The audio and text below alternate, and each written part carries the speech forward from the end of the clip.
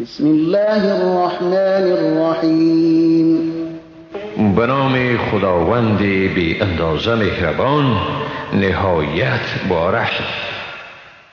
یا بنی اسرائیل اذکروا نعمتی التي انعمت علیکم و اوفوا بعهدی اوف بعهدکم و ایای فارهبون. ای بنی اسرائیل، بیاد دارید از آن نعمت‌هایی را که بر شما ارزانی کردم و به پیمانی که به من بسته اید وفا کنید تا من نیز به پیمان شما وفا کنم و تنها از من بترسید. و آمنوا بما انزلت مصدقا لما معكم ولا تكونوا اول كافر به ولا تشتروا بآياتي ثمنا قليلا وإياي فاتقون.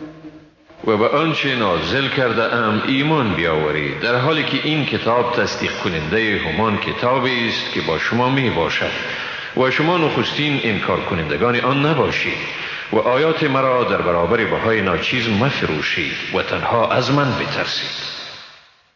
ولا تلبسوا الحق بالباطل وتكتموا الحق وأنتم تعلمون. حق را با باطل میامیزید و حق را پنهان نکنید در حالی که میفهمید. وأقيموا الصلاة وآتوا الزكاة واركعوا مع الراكعين. نماز را به تمام و کمال ادا نمایید، زکات را بپردازید و با رکوع کنندگان رکوع نمایید، یعنی نماز را به جماعت بگذارید. أتأمرون الناس بالبر وتنسون أنفسكم وأنتم تتلون الكتاب أفلا تعقلون.